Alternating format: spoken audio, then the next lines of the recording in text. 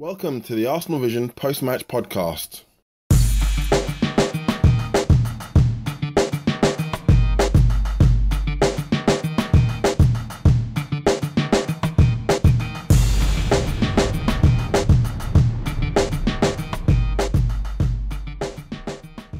This is Mean Lean from arsenalvision.co.uk. Happy New Year! Happy New Year to you. Well, I guess 9 points out of 9 was too much to ask for. We were beaten at St Mary's, beaten pretty well in the end. I say beaten well. We had a lot of the ball. Didn't do very much with it though. And we were undone by 2 bad defensive errors. And that cost us the game. Just the long and short of it all, really. Yeah, I was actually quite excited about having our first choice back 4 again. Well, again, I think it was the first time they've played this season. Having Debuchy, Mertesacker, Koscielny and Gibbs and Chesney together. I read on Twitter that hadn't happened so far. So I was actually quite excited. It was even more so when I thought of having a defensive midfield combination of Francis Coquelin and Callum Chambers in the middle of the pitch. You thought, well, that's a good foundation to play our football on, like against West Ham. Maybe play on the break. But it didn't really work out that way. Had a lot of the ball, couldn't do much with it, and we just gifted them the first goal, really. Yeah, I won't go too much detail about that because the lads will be talking about that in a minute. And we've got a guest on today. We've got Tim from 7am Kickoff. He joins us, as well as Paul, James and Elliot. So, it was pretty poor, really, in the end. We haven't had a chance to rotate any players because half of our team are injured. We've got 12 players missing for that game. 12 first-team players. I mean, come on. It doesn't matter who you are. Even teams like Man City, take 12 of their first team away and they're going to struggle, especially when you're playing a lot of games in a short space of time. So, yeah, excuse-making, whatever you want to call it, it's a fact. But, yeah, those individual mistakes are not down to the injuries, really. Because, as I said, first choice back 4. But to get ourselves back into the game, didn't have it in us. Hard place to go to. And, yeah, that is it. 2-0. And we have to look towards the cup game. Hopefully Arsenal can rest some players that need resting. I'm thinking like Santi, Alexis, players like that, really. So anyway, enough about that. Well, enough from me for now. I'm going to hand you over and they're going to talk about the game, transfers, and a look back into 2014. So enjoy.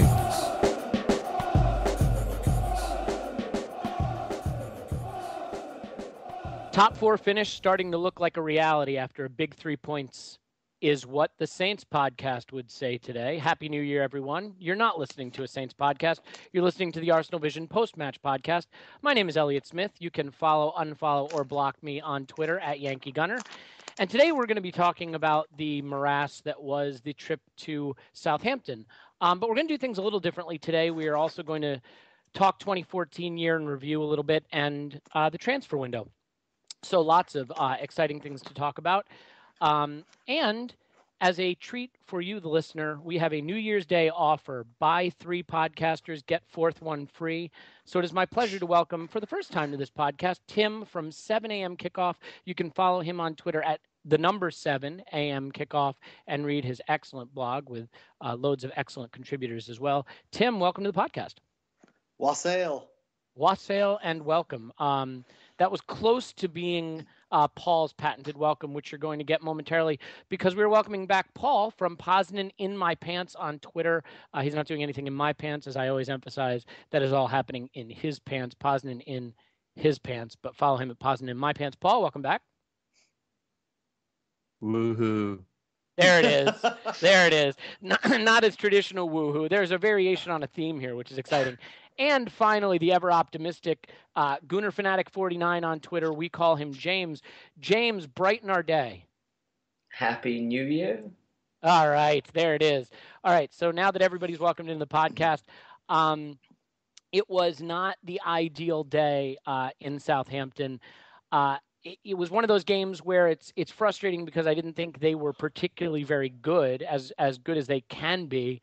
But we strive to out crap them on the pitch. It was an interesting lineup, and then it was a very creative way that we gifted them the goals. Let's start quickly with the lineup because it was interesting team selection. Some of it was probably enforced. We'll get to Giroud and his absence in a moment, but let's start with you, Tim, since you're new and you have fresh ideas that people may actually want to hear. What did you think when you saw the team sheet today? What was your expectation and what was your reaction? I thought we were going to sit back and play deep and try to hit them on the counter, and we didn't do that. So it was a bit of a surprise. The first 5 minutes usually is very action packed, and you don't get the team shape yet. But after that, I expected Arsenal to sit back, and actually, it turned out that Southampton played that role today, and Arsenal, I don't know what we were doing out there, and so yeah, it was a shock. I was very shocked to see that we came out in some kind of crazy attacking formation. Yeah. Did you think that let me put it this way. Obviously Callum Chambers starting in midfield, something we haven't seen all season alongside Coughlin. Do you think that was a reflection of the fact that the manager liked how we looked with two shielding midfielders at West Ham, and with Flamini not available, wanted to try to recreate at least the pattern of play and the way we played in that game? Or do you think it was just a case of he played what players he has left? Was Flamini really not available, or was he dropped? Because I read something about a possible groin niggle or something, but honestly, he may have been dropped. I'm not sure. I think his performance in the previous match was absolutely abysmal. So yeah. I assumed he was dropped actually for this game, and well deservedly. And Chambers actually did very well in the time that he played. He completed 43 or 48 passes. He had 9 ball recoveries. The two between him and Coughlin was 7 for 7 tackles. Between the two of them, they played that shielding role pretty well. There was one very notable error, but I'm sure we'll get to that later. But I don't know if it was enforced by Wenger or whether I had the feeling he dropped. I think he dropped Flamini and wanted to try Chambers for once. Interesting. Okay, well, regardless of the reason he was not in the side, it was definitely the same kind of tactic in having two holding midfielders protecting what would be our first choice back five, I think you would say, with Monreal arguably, knocking on the door for the left back berth. But it didn't work quite as well today. James, I think the thing that's challenging is Arsene Wenger always talks about the importance of continuity, and this was such a changed side. Chambers had not played in midfield all season. It was only Coughlin's second start. I believe it's Rosicki's second or third start of the season. Alexis starting at the center forward position for one of the first time since, as far as I can remember, maybe back in August. And Rosicki not even starting in midfield, starting on the wing. Do you think that some of the problems we had going forward today and the lack of fluency was down to who was playing, or just the lack of continuity, players playing in positions that were unfamiliar and unfamiliar partnerships on the pitch? I think it was very much a combination of the two. It's funny you mentioned continuity because it's the one, Wenger very regularly always, when he talks about sort of past summers between, during this kind of 10-year period, he's often berated the consistent number of players sort of leaving his squad. The lack of consistency is what he often attests to, and obviously the large number of injuries compounds that issue significantly. And the side itself was much changed from a few days ago against West Ham. And I must say I'm not convinced that Flamini was dropped as such, because if he'd been dropped, he would still have been on the bench, I imagine at least. There's no reason why he would have just been left back out of the squad entirely.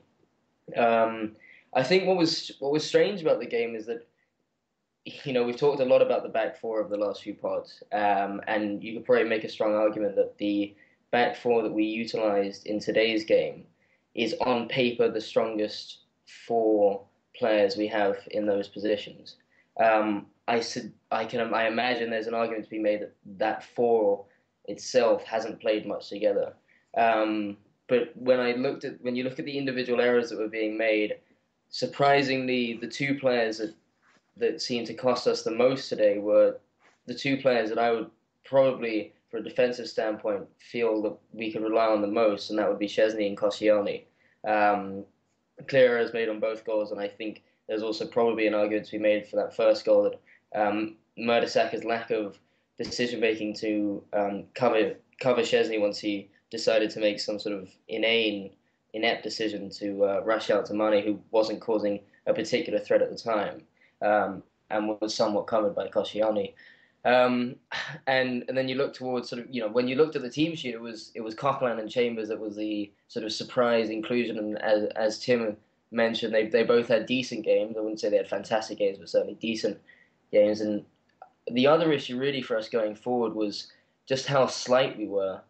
We really missed one over the combination of the Giroud and Welbeck up top, and I'm sure we'll talk a little bit about how Giroud's decision against QPR has thus cost us going into this game in particular. But you could really see that the sort of lack of height and the lack of physicality that we had was a serious issue for us, and provided little outlet as well for Szczesny. Yeah, I think, James, the thing for me that's difficult with this game is trying to analyze it in the absence of the 2 goals we gave away, because they really were moments of madness. I mean, is the cliche, but really moments of lack of concentration or poor decision making. Outside of that, the game was interesting to me because I thought Southampton were fairly poor. I don't think they created a whole lot of chances, especially before they got 2 goals up and we started chasing the game. And I think that we had them pinned back at times. Paul, I'll ask you a question.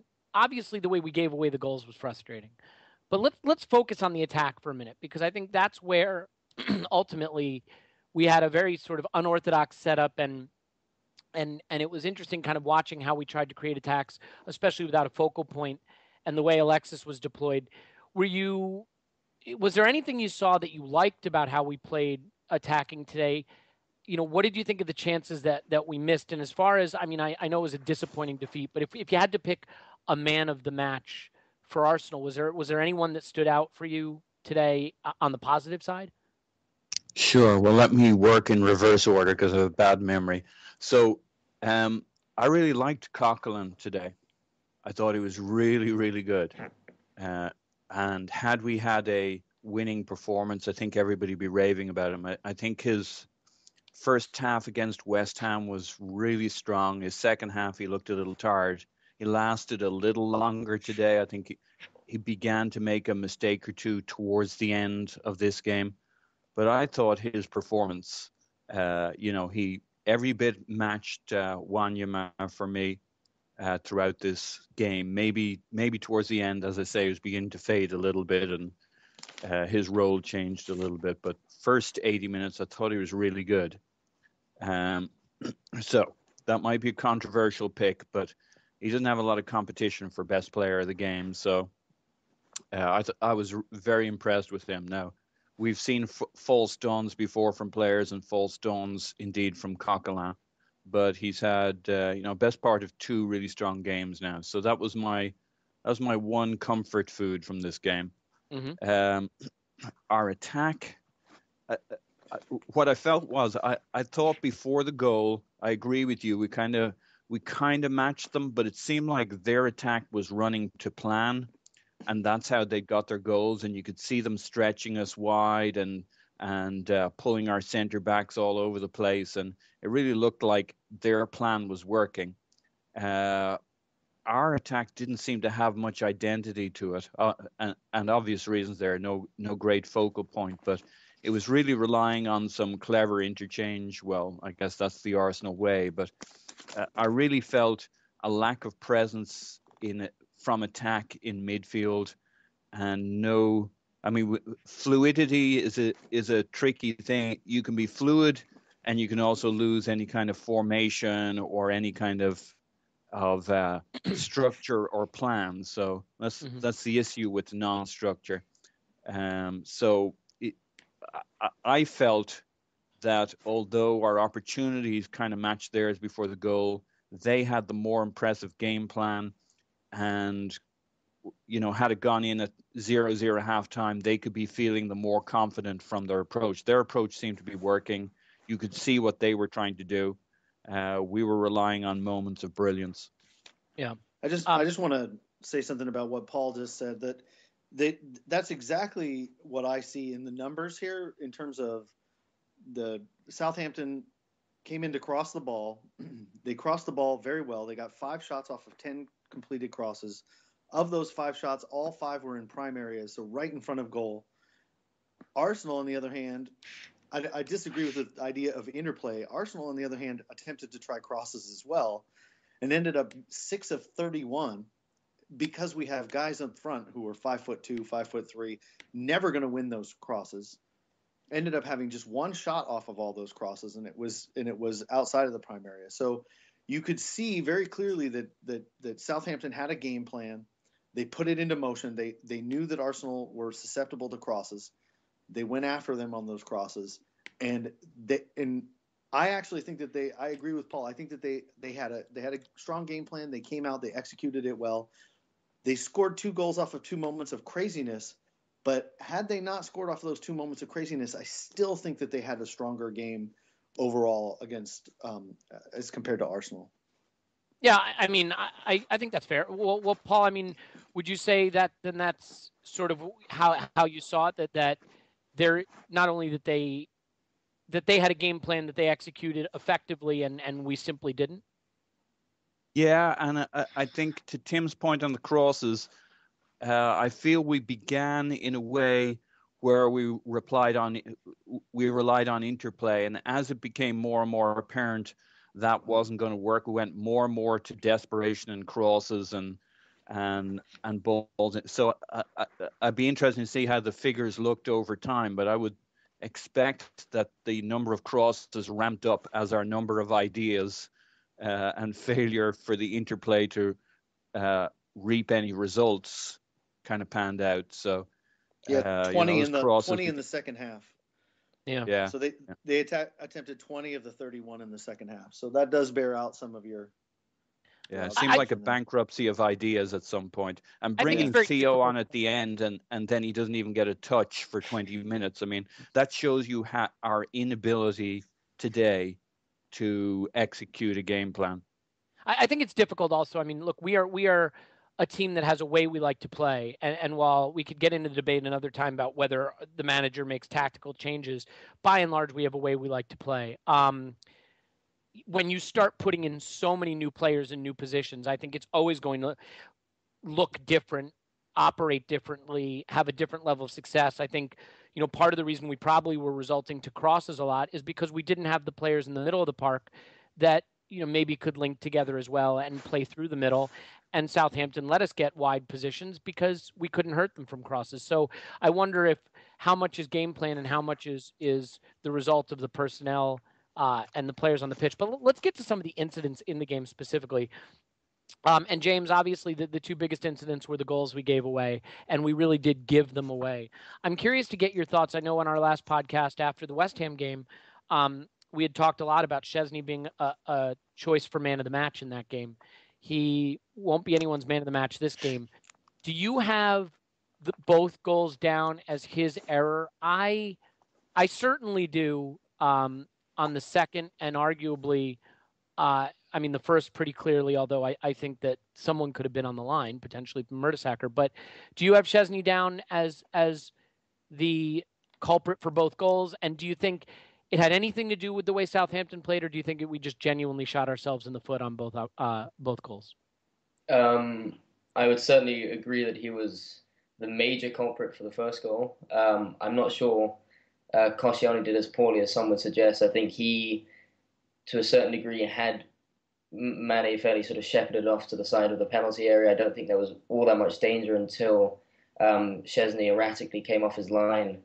And I do agree that perhaps if you look back at it, when Szczesny first comes out, Mertesacker is marking Pele, but Pele actually moves away from Mertesacker closer towards where Mane is. And at that moment, instead of him remaining in that position for a couple of seconds, there's no need for him not to sort of start heading back to the goal line. And had he done so in that moment immediately, then you would imagine that goal would have been evaded. And it's even more painful looking back at the game because at that point in the match, we certainly seemed to be the better team, and I'd argue that we were probably the better team for most of that first half, despite the sort of the cobbled together lineup that we managed to field. With regards to the second goal, it's a combination of Debussy's touch is poor. There's no reason, it should be a fairly standard, just sort of cobble the ball out, release the danger. Once the ball does come across, there's still Mertesacker's there. Debussy still actually technically has enough time to get back to that ball. Szczesny very erratically gets rid of, he panics and gets rid of it, and it goes straight to Tadic. So he's certainly partly at fault for that, and Debussy didn't help. The thing is what we've talked about in the past with Szczesny is you kind of need that slight erraticism to be in some ways to be a top goalie, just because of that kind of mental fortitude he has. And obviously it's not easy sometimes, the decision making for a goalie, but in the past there have been various moments that we've seen where he's rushed out of goal or he's done things that seem strange that could have been costly, but more often than not, in fact, most times they haven't proved to be. Today happened to be one that cost us severely. And you really saw, based on the pattern of the game, that once that second goal went in, we just looked like a team that wasn't going to get back into it. I think at half-time, the feeling was, especially given the way in which the Southampton fans reacted before the whistle blew for the half-time, you could see that they were under a lot of pressure. But once that second goal went in, we looked like a team that was destined to lose that game. Yeah, I think that's fair. And I think given the options we had in attack, we were only ever going to be so potent. Plus, it is a difficult stretch of fixtures. And, when you're down 2 goals and you're in the 70th minute and you've been playing a lot, it's easy to let that fatigue kind of just tell your body to turn off a little bit. Tim, obviously you look at the stats and the numbers a lot. And, I look at these expected goals stats and things like that. And, everyone says who follows those stats says Arsenal should be better, and that the expected goals suggest that, that we're still comfortable top 4 finishers and so on.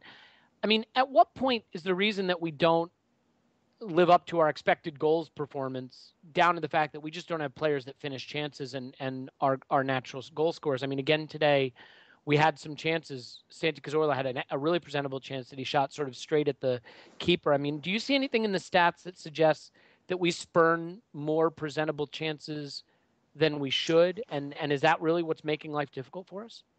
I think there's a weird stat that I haven't had a chance to look at. There's sort of the big goals or big chances is what they call it. Yeah, something I have to admit, I'm not the statistician, obviously, so I'm leaning on you here. I haven't taken a look at that yet, so I can't answer that question. I do know that in terms of what I consider big chances or chances right in front of goal, we are dead even with our opposition in terms of the percentages that we're allowing in those situations, which is a reversal of last season where we were forcing the opposition to shoot outside more.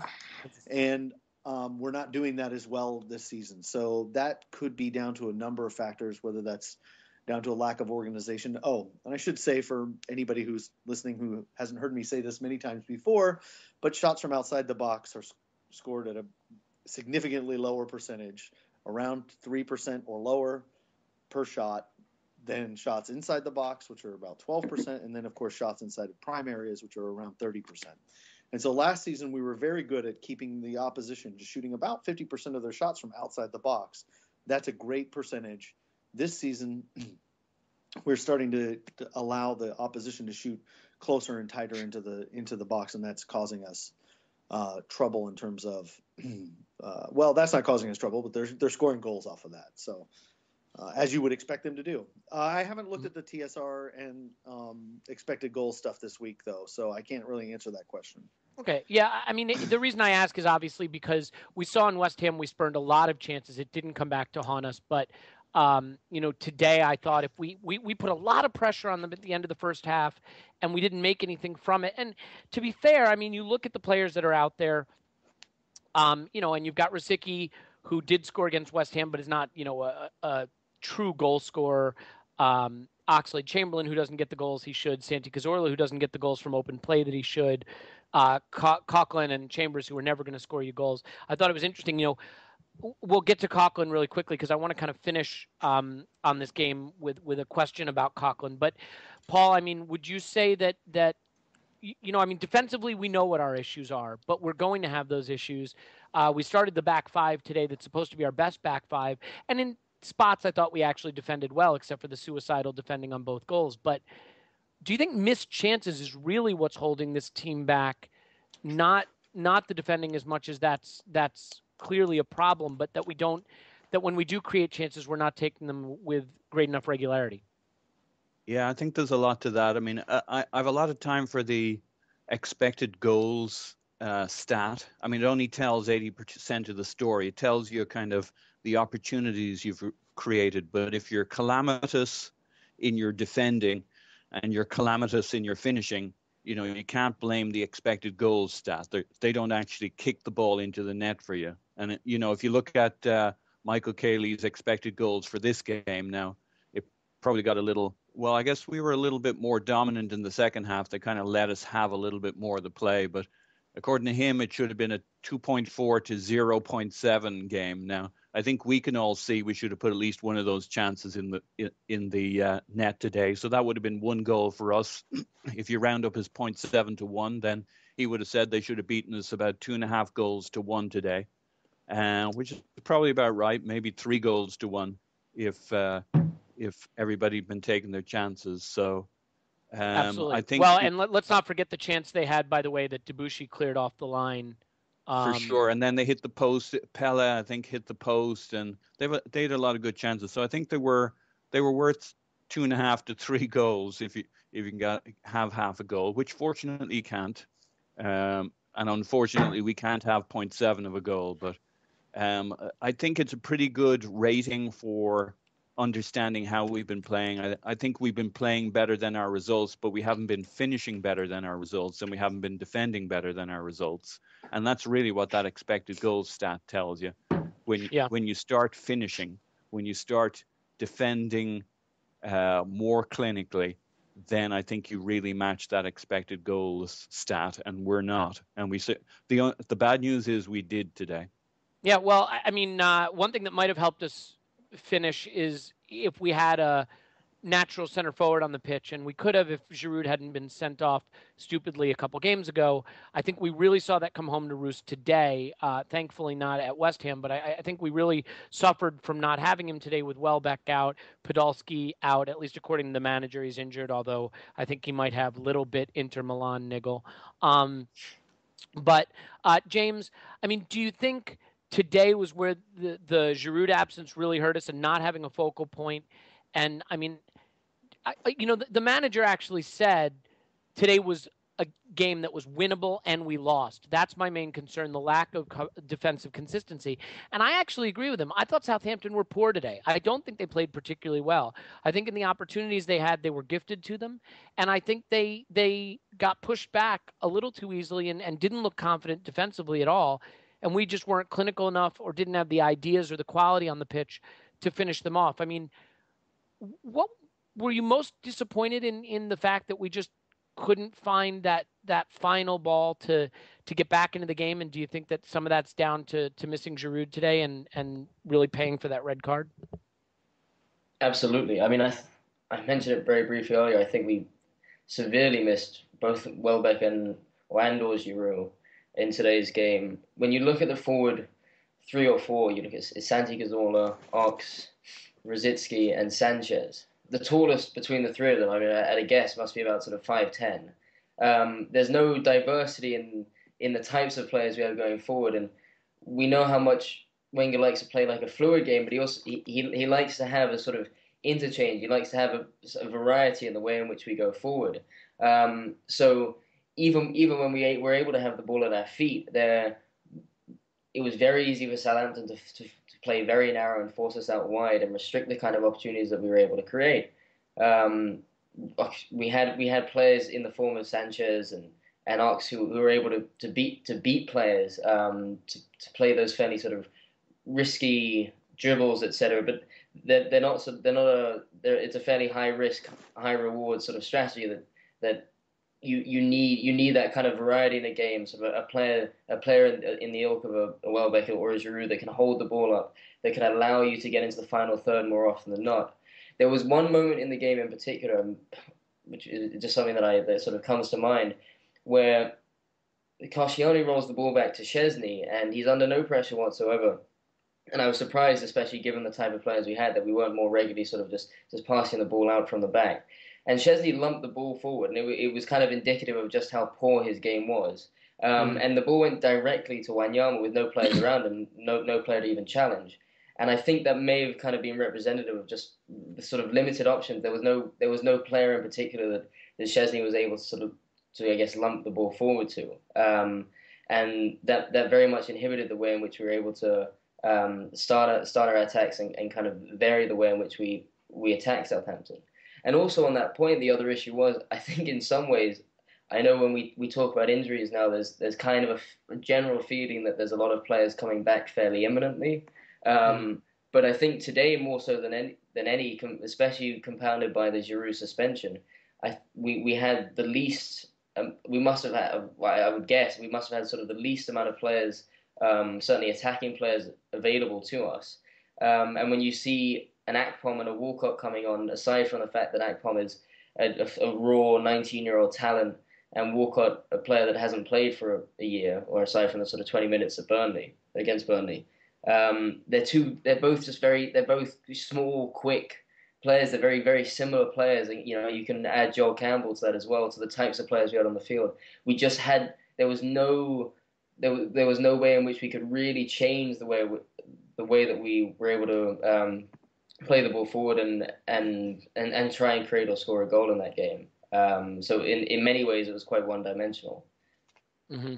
I mean, obviously the thing that makes this game, I think, so difficult to really analyze effectively is because those errors leading to the goal were such huge events and such game-shaping events that it's difficult to look at it in the absence of that. But I think it's important before we get off of this game to at least analyze how we set up and in particular this system now where we seem to, well, at least I shouldn't call it a system based on two games, but we went with Coquelin and Flamini at West Ham. We went with Chambers for the first time ever in midfield and Coquelin when he certainly could have tried something different there.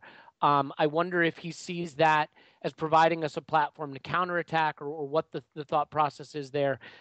Paul, do you think that this is an indication at all that this is the direction Arsene wants to go to try to shore up the back four, back five situation, or at least in away matches to play with two, what we would call holding or shielding midfielders and maybe try to play a little bit more on the counterattack? Or do you think it's purely been needs must situation where he's just picking from the few players that are left fit and available?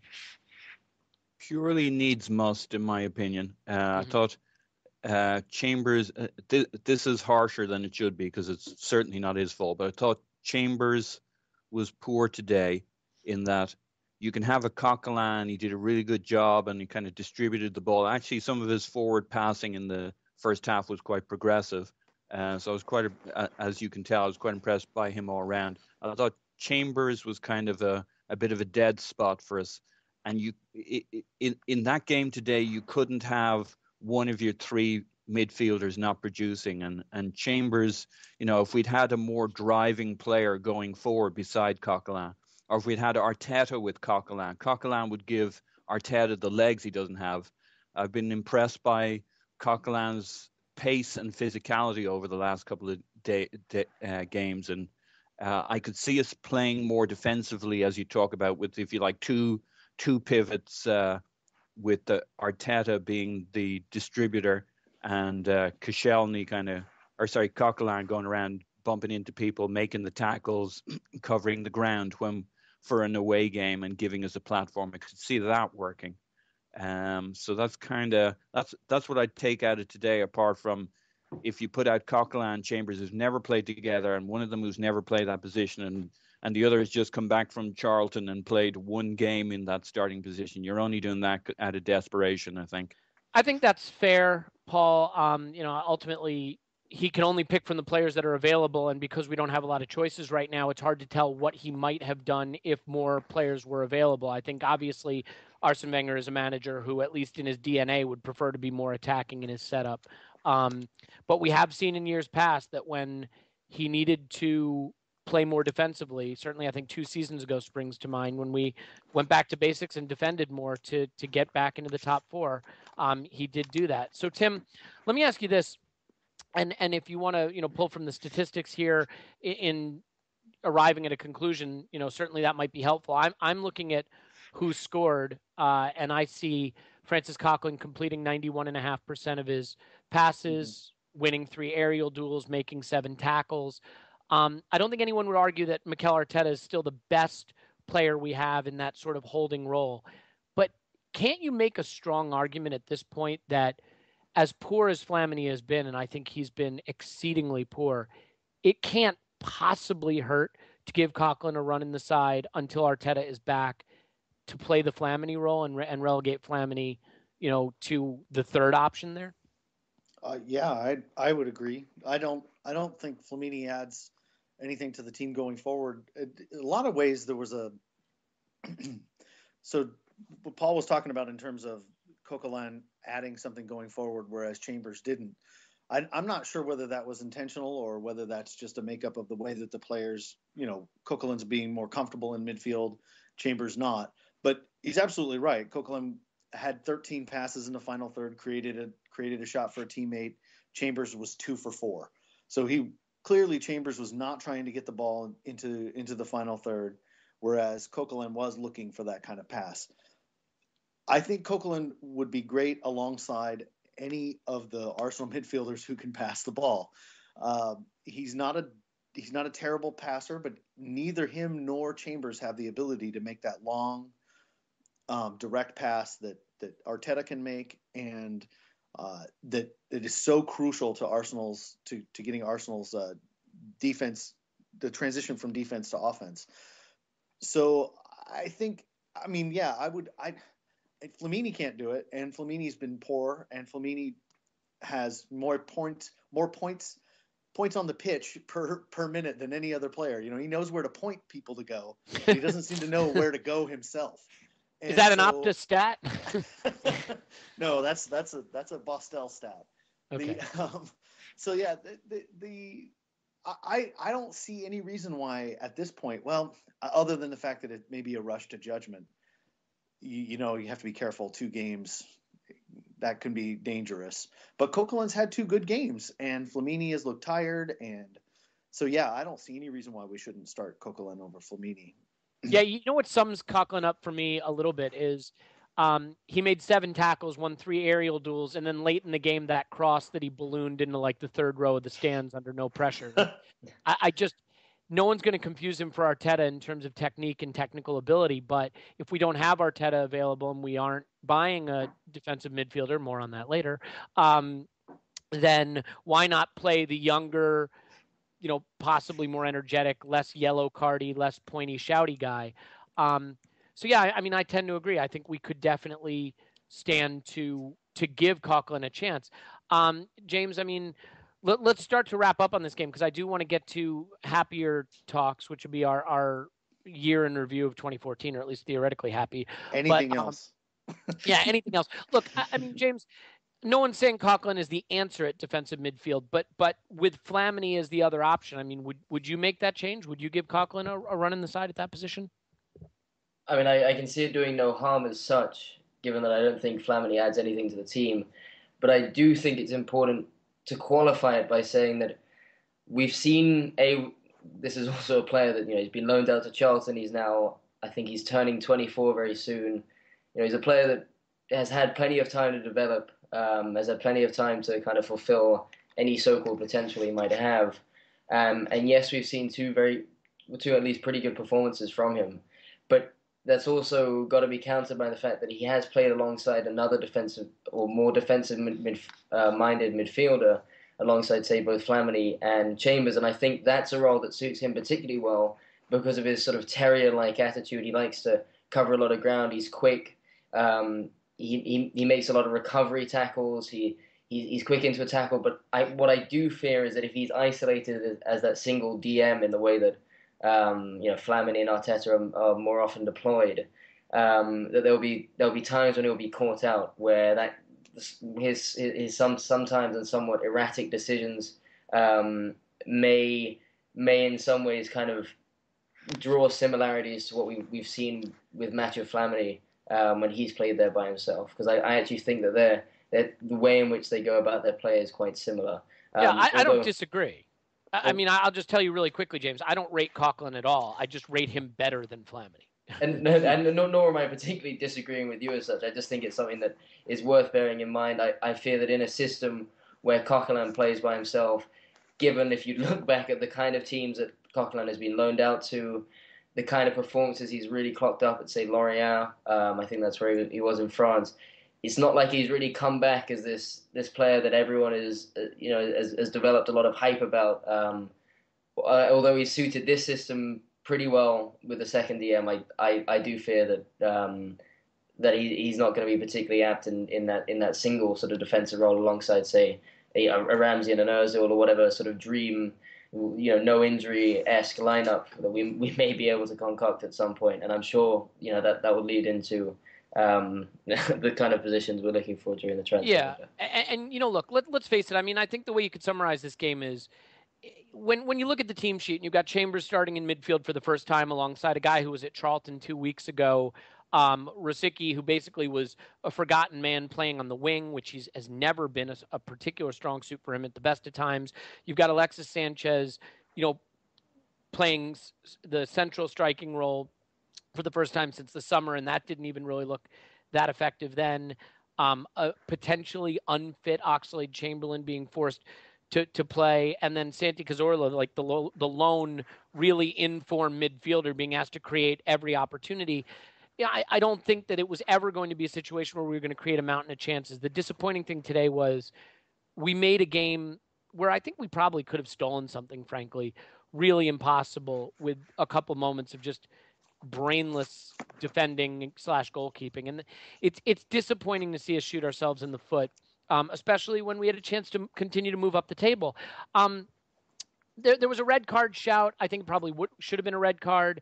I think saying the referee cost us this game would be a little bit cheeky. Ultimately we cost ourselves the game, and I don't know that we did enough at either end to deserve it. So I don't really want to analyze the red card. Before we move on to 2014 or move back to 2014, just really quickly, I want to get any of your opinions just one at a time.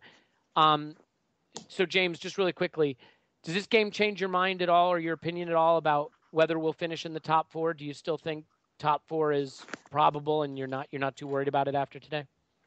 In isolation, no, just because of the type of players that we had to field, and I think it's, especially when you look at that front three, it's very different to the kind of dynamic three that Wenger will, and once you have the option of both Giroud and Welbeck, you'd hope that they won't both get injured for long periods at the exact same time, and the kind of midfield that we were forced into playing, I don't think that's going to be a common recurrence, that lineup at least, over the rest of the season. Fair enough. Paul, for you, I mean, any change in your feeling that we're still going to claw our way into the top four? Are you starting to see inconsistency as too big a problem for this side? Strangely, I'm a bit more uneasy about this season than I am about other seasons. I still think we'll do it, but I do have this feeling of, when is this team going to show up now? Injuries, could be 100% of the story, but it does leave me feeling a little bit more uneasy than maybe the last 2 or 3 seasons where we didn't have as strong a squad.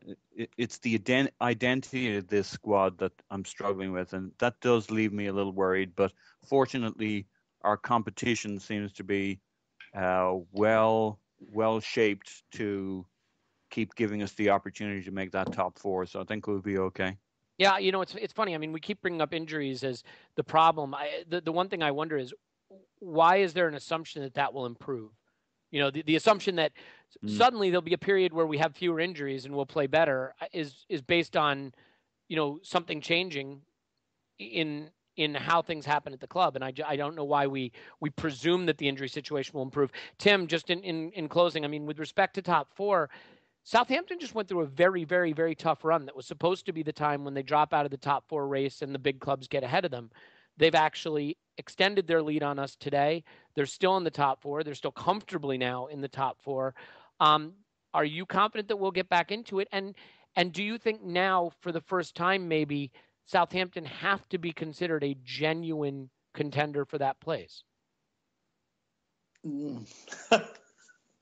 There's such a. I mean, I don't want to answer that question after this game, because the reality is that there's so much more time left in this season, and the Arsenal are going to get Ozil and Ramsey, and I mean, just so many terrific players back. Maybe. And especially well, we have this season had a track record of getting players back earlier than we expected them. So that I think bodes well, and we know that Ozil is back in training. So I suspect that we are the injury thing is gonna go away, and I think that we're gonna finish the season strong. I mean, I know after the game I was very down, and I thought, but this performance was the kind of mental fragility that haunts this team, and that is the reason why so many people think that they're going to drop out of the top four, is because if they go through a wobbly period, there is a good chance that wobbly period will go from 30 minutes in a game to 60 minutes in a game to 90 minutes in a game to 2 games to 3 games. That kind of thing can happen to a team like this, where they're just not experienced enough, or they should be, but they're not experienced enough to deal with that kind of wobble and get through it. And so that is the danger there. Yeah, I think that's absolutely right. And just one thing to point out about Southampton, in their last 8 games, they have played City, United, Everton, Chelsea, and Arsenal twice. And at the end of that run, they're in the top 4. Wow. That's a lot of big games that they took, they split the points with Arsenal. They took a point off Chelsea. They took 3 points off Everton. They were unlucky to drop points to United, frankly, and they got bludgeoned by City.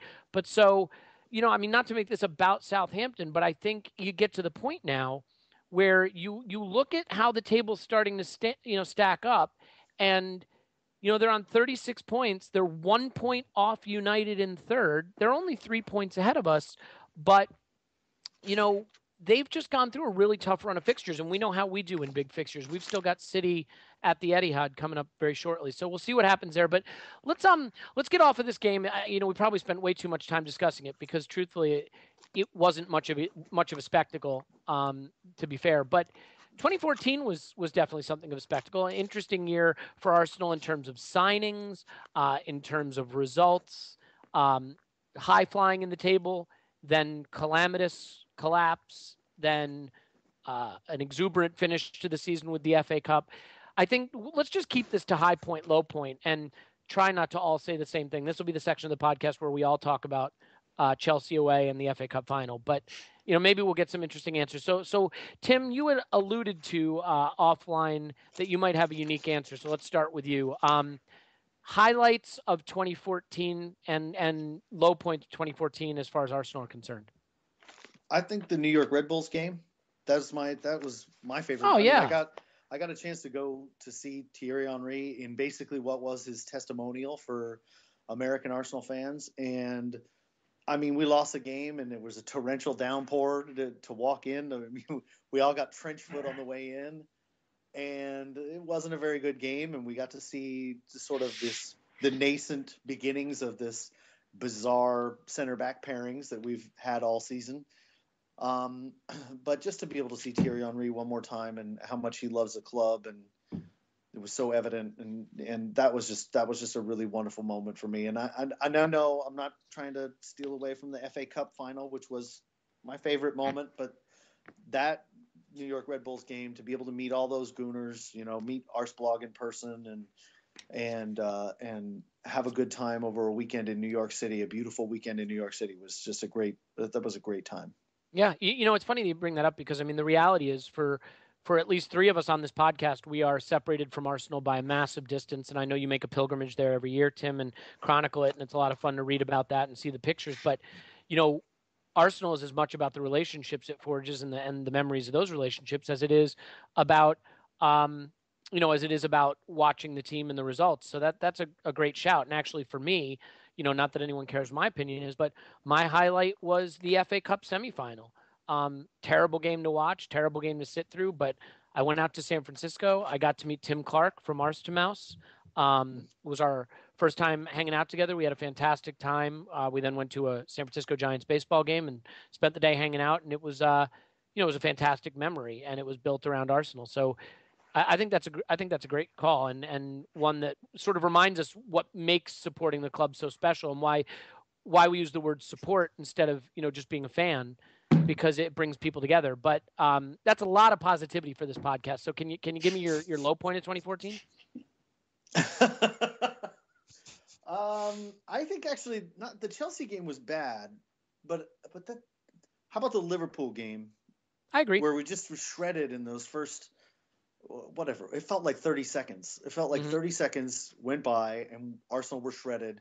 And that, I don't know if that was the beginning of this sort of fragility that we're having with this team now, or whether that was, sort of continuation of a long-standing fragility. But that just being torn apart by a Liverpool team and it wasn't even Suarez who did it. That was the part that drove me absolutely Sterling crazy. And Sturridge, yeah. You know what's funny, Tim? You know what people forget, I think, is that at that point in the season, we still had a title shout, and we still had led the league for the whole season, and Liverpool hadn't started their run yet, so no one thought anything of them. That was where it all came collapsing in on us. By the time we got to the Chelsea game, it was already done, Yeah, we were already mentally broken at that point. Yeah, I think that's absolutely my call too. So, all right, real quick, James, now are you ready to talk about the FA Cup final and Stamford Bridge, or do you want to go some other direction?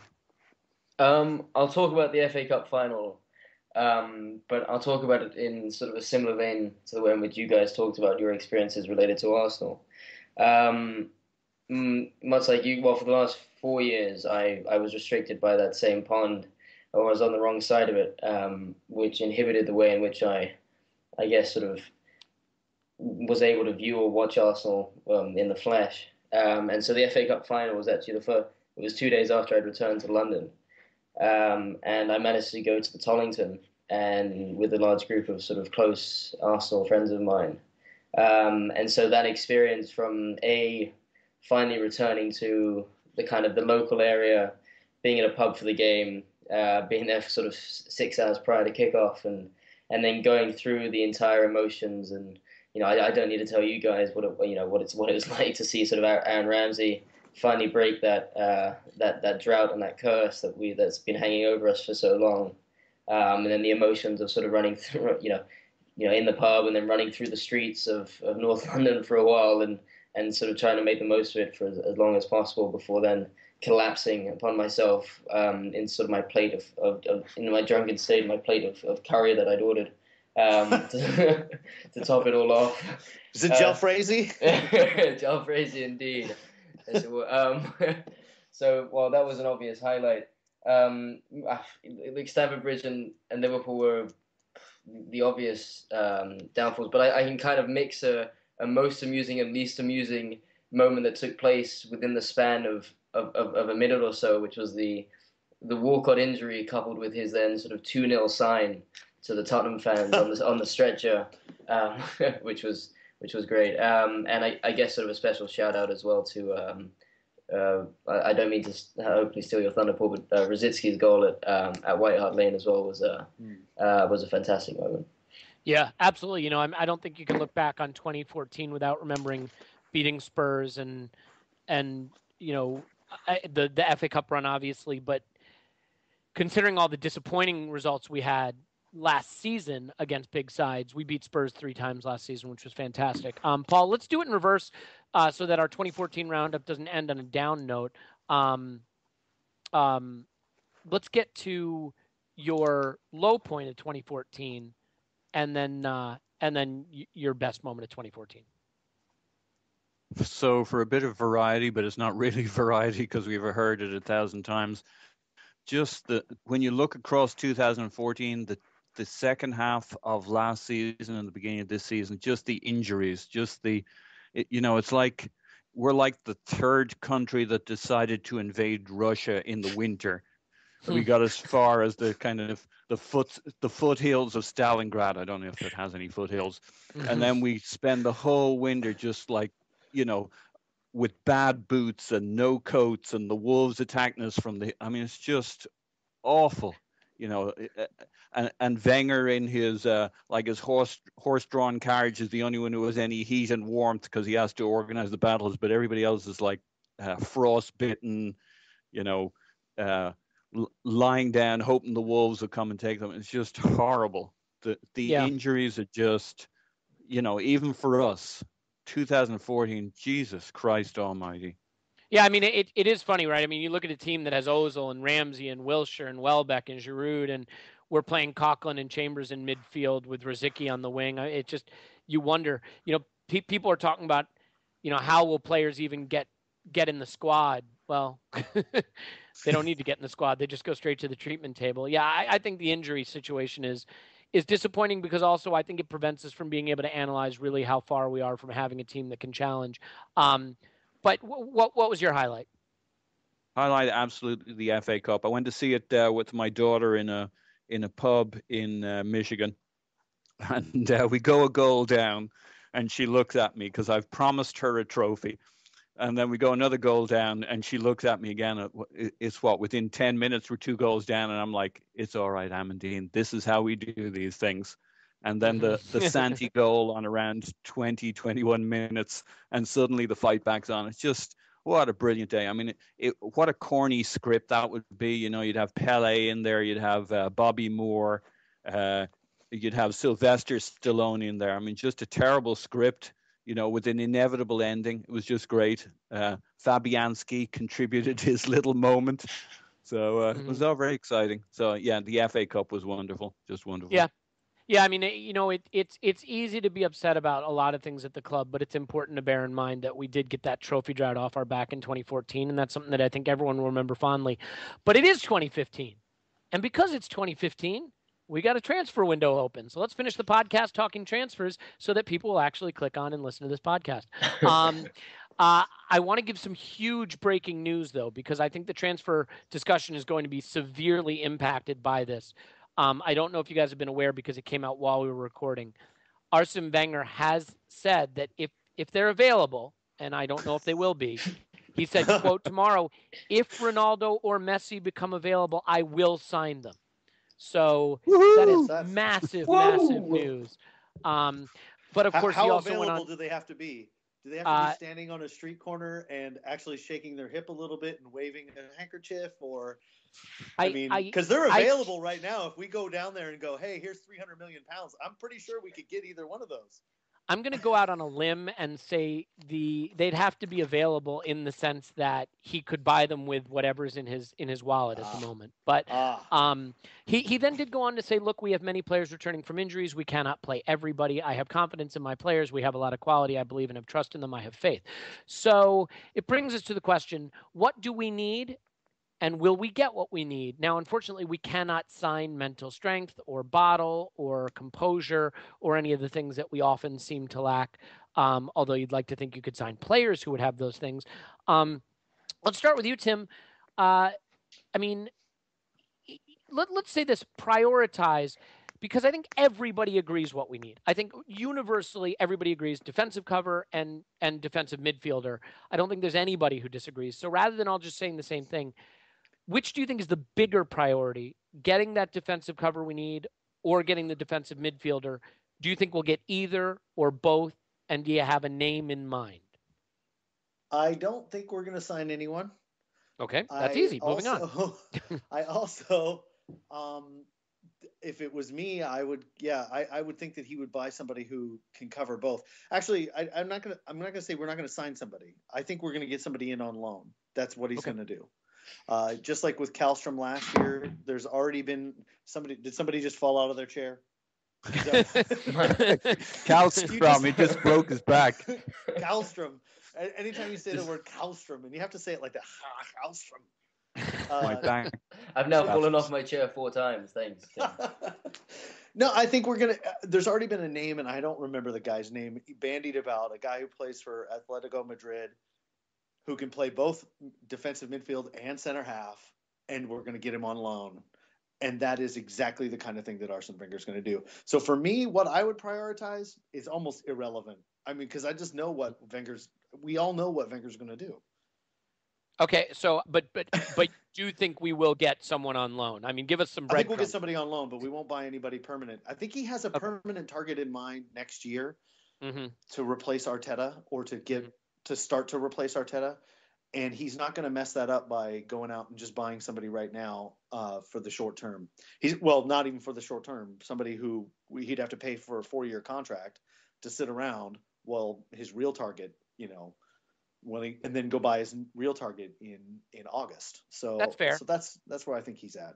Yep. Mario Suarez is the rumored player from Atletico Madrid.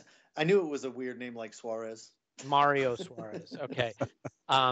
Not the Suarez that I think people would be. Hey, maybe he could add some bite to our midfield. Oh, touche. Okay. The problem is, I think he has a 40 million and a little bit release clause, so that may be a slight issue. Plus I one. think we're going to get him on loan. So, Paul, what about you? What do we need most? What will we get, if anything? Well, I think what we got so many midfielders, but to me, what we're lacking is that physical presence in midfield who can really play. I wonder what you guys' opinion on Moussa Sissoko is. On a good day, he's great. He's very Vieira-like. And to me, that's what we most missed today. Not to pick on Chambers, certainly not his fault, but had you had a driving force there, a Vieira alongside Coquelin, maybe not quite as brilliant as Vieira, but like a really good driving midfielder there to impress our game plan on theirs. That's what I feel we really lack. So someone like Manchester City's Patrick Vieira. Yeah, I would absolutely agree. I would take a Patrick Vieira. I would even take a Gilberto Silva. I don't know that player.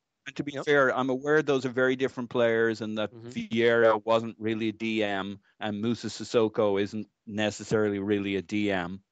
But, if we had God forbid me that I would say this, if you had an Abu Dhabi-like player who was healthy, he'd answer a lot of our issues in midfield.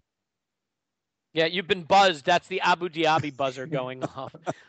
I had that going.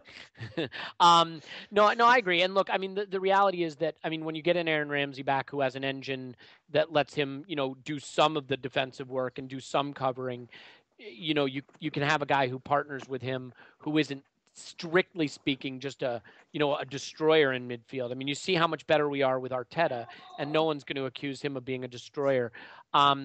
Let's wrap up with you, James. I mean, again, what do we need? What are we getting? And just quickly, any departures you see? I mean, I think it's pretty certain that Podolski is going to go. I mean, that's my opinion. But if you see additions, who are they? And do you think anyone other than Podolski might be gone? I mean, I agree with everything that's been said in the sense that the priority is that physical presence in the middle. Ideally, someone who is also able to play centre-back if necessary. What we'll do is another question entirely. Wenger is a very strange man when it comes to January transfer windows. I don't think we expected him to sign Armstrong when he did. We certainly didn't expect the Kallstrom, although I guess in hindsight it didn't really shock those of us that have been following Wenger's sort of January transfer window patterns in the past. So as to what we will do, as optimistic as I tend to be, I don't think we'll do anything. In the sense that I do think that there is credence to be had in the way in which Wenger talks about waiting for the right player, and I guess in some regards you can't just for a 6-month period be too trigger happy and compromise for someone that happens to be available in January. But you would think that there surely is someone available if we really push hard enough to acquire one. But I think it's actually clearer for everyone to see that all we need to do is just buy a shit load of horse placenta. That's where the issue really lies. I think just get a ton of just buckets and bucket loads of horse placenta, and I think they'll transform our season. Screw the defensive midfielder and centre back. Yeah, well, I mean, I think there's no question that if we were, I'm going to use a bizarre term here, fully fit, the issue of what we need to be successful would look very different. It's hard to evaluate the squad when it's down to such bare bones and you're playing people out of position, unfamiliar positions, and you forget just how much talent is in the side. But also, I mean, we know this. Last season, I think we got off to such a strong start because we had very little change. And the players were familiar with each other, and they came out of the gates quickly, and they played well right from the start. And then some of our deficiencies and injuries started to cost us. The problem you have this season is even when the players do get back, they've had so little time playing together. It's going to take time for that continuity to develop. And so, you hope if we don't make signings that at least those players get back quickly enough that they can build that cohesion that they need. I think personally that we will get in some defensive cover, maybe on loan. I don't see us getting the midfielder that we all want, at least not in January. And we just have to hope that players come back and that we can find some form, because the reality is that top 4 is definitely the goal now. And I think you'd be crazy not to at least see that it's somewhat in jeopardy. But we'll leave it there. I wish everyone a happy new year again. Certainly everyone on the pod and everyone listening, both of you, happy new year. And may your new year be filled with top 4 finishes and trophies, and who knows, maybe a run in the Champions League. Let's not forget we got the Champions League returning in February, and maybe that could be a chance to lift the club. I mean, I know it's more fixtures, but making a little run in Europe could give us some confidence to maybe restart or jumpstart the league season. So I want to thank everyone again for coming on. First of all, Tim, really appreciate you taking time out of New Year's to jump on the pod. Wassail, everyone. Have a great year. Yeah, you too as well. And if you want to follow Tim, as you should, and read his blog because it's excellent, you can find him on Twitter at 7 a.m. kickoff. It's the number 7 a.m. kickoff, because that's the kind of sacrifice that he has to make to get up to watch the Arsenal, hungover and exhausted, to watch the kind of shit that he saw today on New Year's. So we thank him for that. And the blog, of course, is 7amkickoff.com. So thanks, Tim. And as always, thanks to Paul for being here. You can find Paul on Twitter at Posnan in my pants. We'll leave it at that because we made the joke the first time around. Paul, Happy New Year. Woohoo! Happy New Year to everybody. Oh, we got a full woohoo out of him. That's brilliant. And then, as ever, the lone English accent on the show today. Certainly necessary for our credibility. So Gooner Fanatic 49 is where to find him on Twitter. His name is James. James, thank you for gracing us with your lovely accent and your wonderful insights. Thank you, Elliot. A happy, a healthy, and hopefully an injury-free new year to you all. Same to you all. And as ever, my name is Elliot Smith. You can follow me on Twitter at Yankee Gunner. If you prefer to block me, then I am Blackburn George. And I hope everybody had a wonderful new year, as much as is possible under the circumstances with Arsenal. We will be coming back after the FA Cup tie with Hull. Chance to relive the good memories of the FA Cup final, but hopefully not going down a couple goals first. So happy new year, everyone, and we'll talk to you then. Cheers.